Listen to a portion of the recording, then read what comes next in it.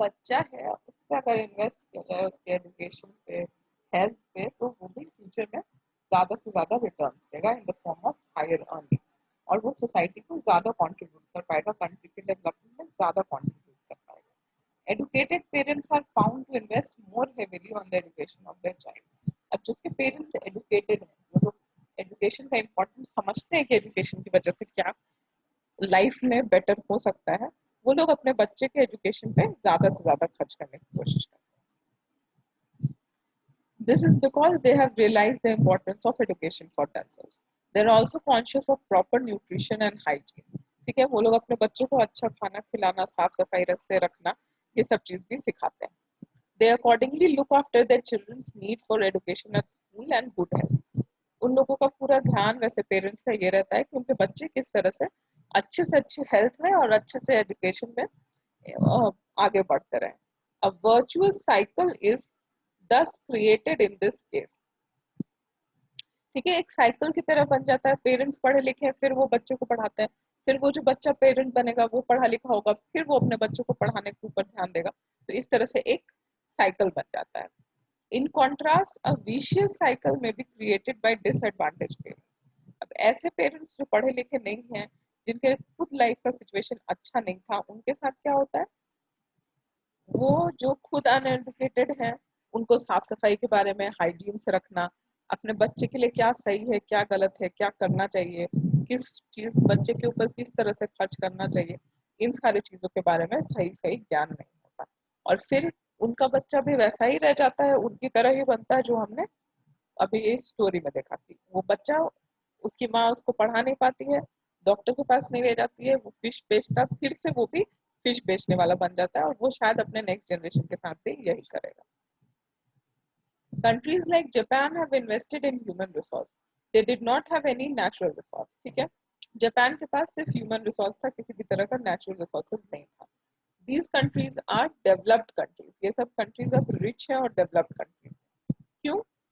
क्योंकि उन्होंने natural resources नहीं होते हुए भी ह्यूमन रिसोर्सेज को इस तरह से डेवलप किया, क्योंकि ह्यूमंस ने इस तरह सबसे ज्यादा जो इलेक्ट्रॉनिक्स इक्विपमेंट्स है, ठीक है, टीवी, फ्रिज, जो भी टेक्नोलॉजी है, वो सबसे ज्यादा कहाँ से आता है, जापान से आता है. जापानीज, कोरियन कंपनीज, इन सब के पास है.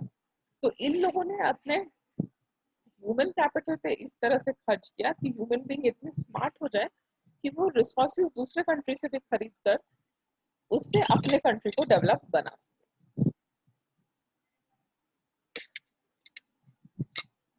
इस सारी कंट्रीज को जो नेचुरल रिसोर्सेज चाहिए होता है, वो दूसरे कंट्री से खरीदते हैं, और फिर उसमें अपना टेक्नोलॉजी, अपना नॉलेज लगाकर उसको एक नया प्रोडक्ट बनाकर मार्केट में, दूसरे कंट्रीज के मार्केट में बेचते हैं. ठीक है, इसकी वजह से वो रिच और डेवलप हो गए. They invested on people, especially in the field of education and health. These people have made efficient use of other resources like land and capital. Efficiency and the technology evolved by people have made these countries rich and developed. ठीक है, लोगों ने जो technology को बनाया, उसको बेच कर ये सारी कंट्रीज जो है वो रिच हो गए. Economic activities by men and women. Like Vilas and Sakal, people have been engaged in various activities. We saw that Vilas sold fish, Sakal got a job in the firm. The various activities have been classified in three main sectors. अब लोग जो भी activities करते हैं, जिस तरह के production activities करते हैं, ऑफिस में काम करना हो, मार्केट में सामान बेचना हो, एग्रीकल्चर करना हो, इन सारे को तीन पार्ट में डिवाइड किया गया है. और ये डिवीजन याद रखना काफी इंपॉर्टेंट है. पहला है प्राइमरी सेक्टर, उसके बाद है सेकेंडरी सेक्टर, फिर है टर्शियरी सेक्टर. ठीक है, प्राइमरी सेक्टर में क्या क्या आता है, एग्रीकल्चर करना, फॉरेस्ट्री करना, animal husbandry, fishing, poultry. Poultry का मतलब लक्ष्य मुर्गी पालन.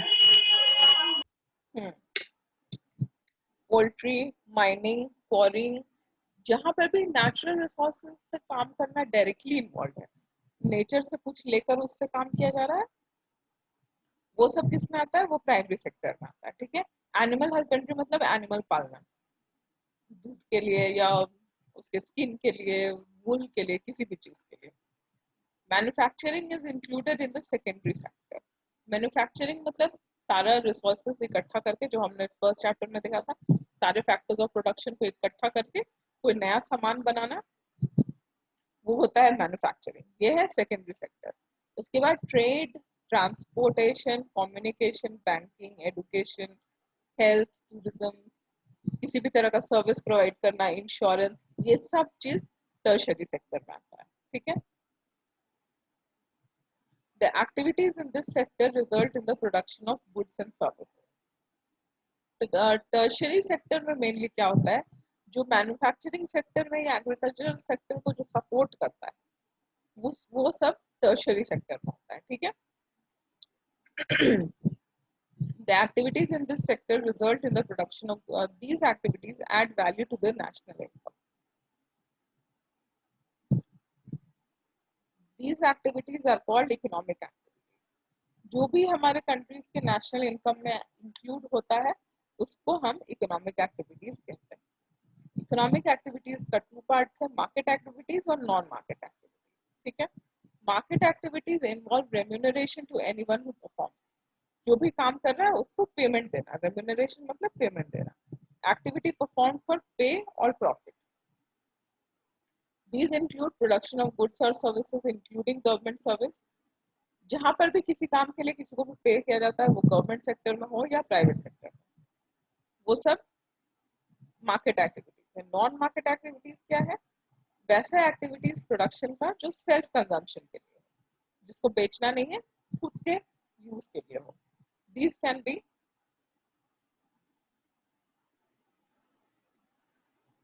consumption and process of primary product and own account production of fixed assets। ठीक है। प्राइमरी प्रोडक्शन में प्राइमरी सेक्टर जो है उसके लिए जो हम प्रोड्यूस कर रहे हैं और उसको खुद के लिए यूज कर रहे हैं, वो नॉन मार्केट एक्टिविटीज है। हाँ लक्ष्य। मैम एक क्वेश्चन था। मैम इंडिया कोई ऐसा पॉलिसी नहीं बना सकता है कि कोई पीपल इंडिया का जॉब नहीं करेगा, कोई फॉरेन जॉब नहीं कर सकता? नहीं बना सकता, क्योंकि हम लोग डेमोक्रेटिक कंट्री हैं और हर किसी के पास राइट है कि वो अपना ट्रेड और प्रोफेशन खुद यूज करे। मैम वैसे कंट्री इकोनॉमिक में तो बहुत लेस होगा मैम। लोग, आप कहना चाहते हैं कि लोग बाहर चले जाते हैं तो उनका जो प्रोडक्टिविटी है वो हमारे कंट्री के लिए नहीं यूज हो रहा है, दूसरे कंट्री के लिए यूज हो रहा है। Yes ma'am. हाँ, तो वो डेमोक्रेटिक कंट्रीज में उसको नहीं रोका जा सकता है, क्योंकि हर किसी का राइट है, ये कॉन्स्टिट्यूशनल राइट है कि वो अपना ट्रेड और प्रोफेशन चूज कर सकता है, कि वो क्या करना चाहता है, कहाँ काम करना चाहता है, कैसे काम करना चाहता है। Okay ma'am.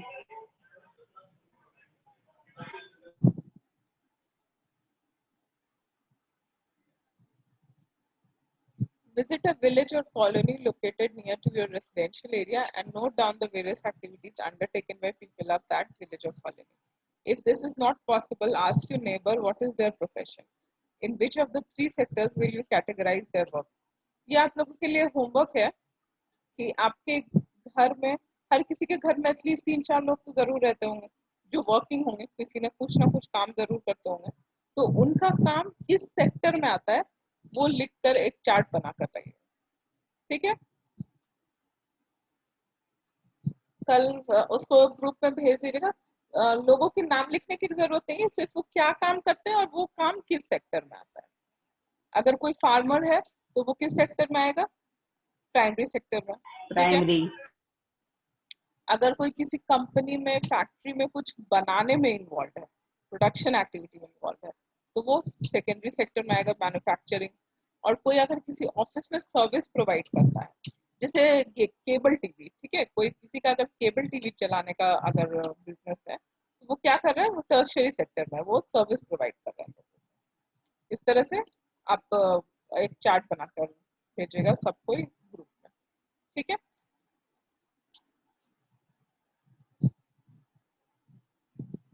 और जो जनरली जो विमेन का जो काम होता है, घर को देखना, घर खाना बनाना, वो क्या होगा, वो मार्केट एक्टिविटी है या वो non market activity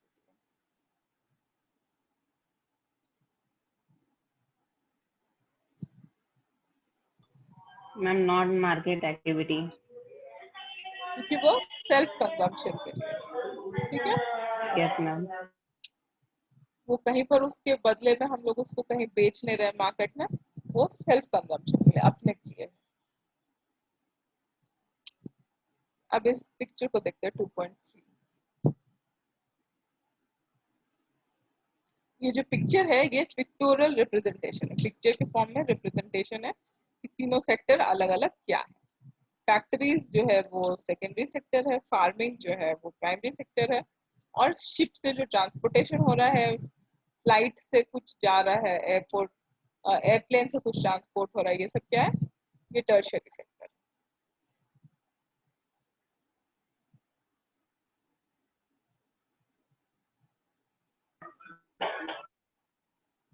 Due to historical and cultural reasons, there is division of labor between men and women in the family.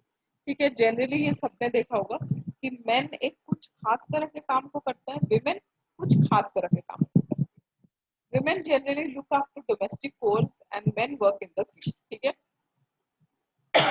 अगर एक गांव की फैमिली की बात करें तो जो मेन होंगे, घर के जितने भी आदमी जो होंगे वो लोग फील्ड में जाकर एग्रीकल्चर का काम करते हैं, और जो वुमेन जो होंगी वो घर में खाना बनाना, बर्तन धोना, कपड़े धोना, बच्चों को देखना, ये सब काम करते हैं। जैसे शकल के भी केस में हम लोगों ने देखा था, उसकी माँ घर में काम करती थी, उसके पापा फील्ड में काम करते थे, ठीक है। Sheela is not paid for the services delivered for upbringing of the family. अब शीला जो भी काम अपने घर में कर रही है उसके लिए उसको कोई पैसे नहीं दिए जाते हैं, जबकि बूटा जो फील्ड में काम कर रहा है उसको बेचकर वो पैसे कमाता है। Women are not paid for their service delivered in the family. The household work done by women is not recognized in the national income. क्योंकि women का जो काम है वो अनपेड है, उसके लिए पे नहीं किया जाता, तो वो नेशनल इनकम में कंट्रीब्यूट नहीं होता, ठीक है। अब जो दूसरे बच्चे की माँ थी गीता, वो क्या करती थी, फिश सेल करती थी, तो यहाँ पर उसके फिश बेचने के काम के लिए उसको पैसे मिल रहे हैं, तो ये जो है वो नेशनल इनकम में काउंट होता है, ठीक है, क्योंकि वो बेचने का काम कर रही है, मार्केट एक्टिविटी कर रही है। Education helps individual to make better use of the economic opportunities available before him. अब कोई अगर पढ़ा लिखा है तो जो भी इकोनॉमिक अपॉर्चुनिटी है उसके आसपास उसको वो बेटर यूटिलाइज कर सकता है। Education and skill are the major determinants of the earning of an individual in the market. अब आपके पास कितना स्किल है, कितना आप पढ़े लिखे हो, इन्हीं सारी चीजों से डिपेंड करता है कि आप मार्केट में कितना जाकर कमा पाओगे, ठीक है। जैसे फिश बेचने का काम है या सब्जी बेचने का काम है।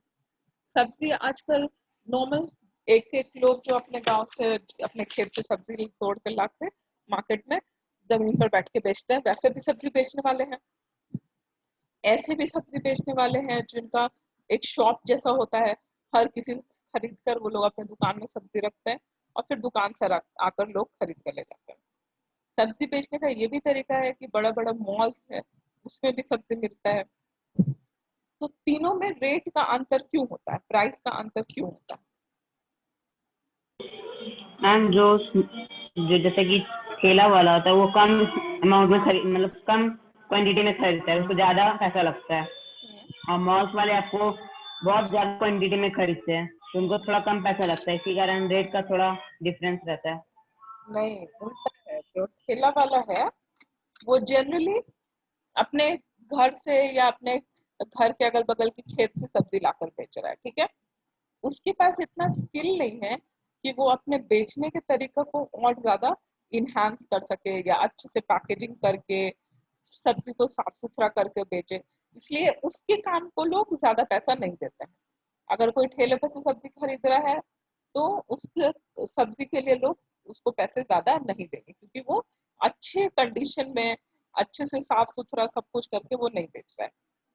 वहीं जो मॉल वाला है वो भले सब्जी सस्ता खरीद कर रहा है, बट उसका प्रेजेंटेशन का तरीका, उसको बेचने का तरीका, एक एसी हॉल होगा जहां पर लोग आके आराम से सब्जी खरीद सकते हैं, उनको धूप में जाकर सब्जी खरीदने की जरूरत नहीं पड़ेगी। तो ये सब जो एक्स्ट्रा फैसिलिटी जो मॉल वाला देता है उसकी वजह से लोग वहां पर ज्यादा पैसे को देने को तैयार होते हैं। तो यही है, एजुकेशन और स्किल जो है वो आपके कितना आप पैसा कमा पाओगे उसको डिटरमाइन करता है।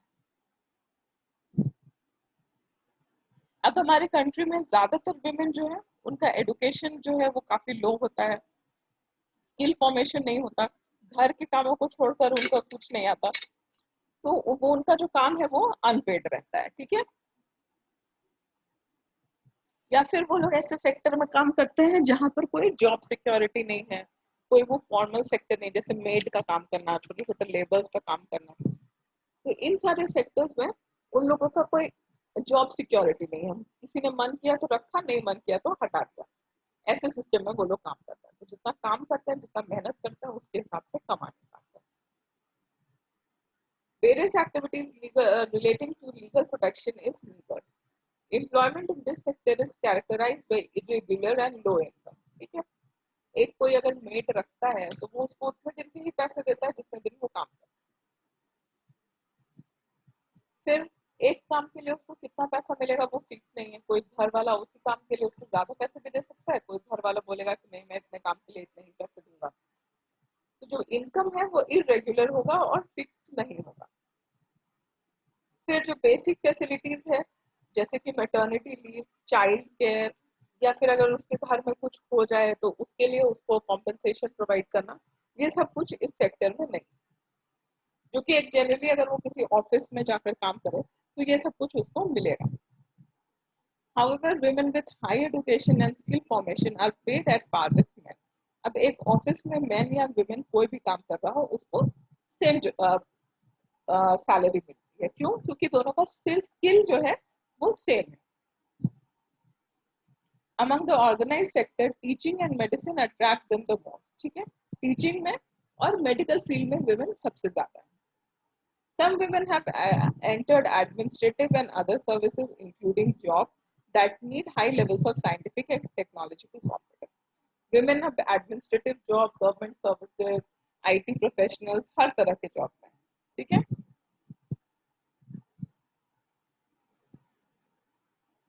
क्वालिटी ऑफ पॉपुलेशन यहाँ से कल करते हैं, क्वालिटी किस तरह से डेवलप करना है।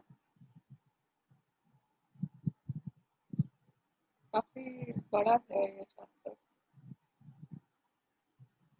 काफी बड़ा है ये चैप्टर। एग्जाम कब है आप लोगों का? मैम डेट नहीं निकला है। ठीक है, तब तक तो हो ही जाएगा, 2-3 दिन और लगेगा इस चैप्टर को कंप्लीट करने में। और आप लोग अपने अपने फी को पे कर दीजिए ताकि हम लोग इसके क्वेश्चन आंसर को डिस्कस कर पाएंगे, नहीं तो फिर क्वेश्चन आंसर पेंडिंग रह जाएगा, ठीक है। लक्ष्य, Nikhil, okay ma'am. Okay ma'am. जल्दी से जल्दी फी पे कर दीजिए। मैम आपको मैथ स्कूल का भेज दिए हैं। हाँ ठीक है, हम देख लेंगे। Okay ma'am. ठीक है, क्लास एंड करें। अभी तक कोई प्रॉब्लम है चैप्टर को समझने में? समझ में आ रहा सब कुछ?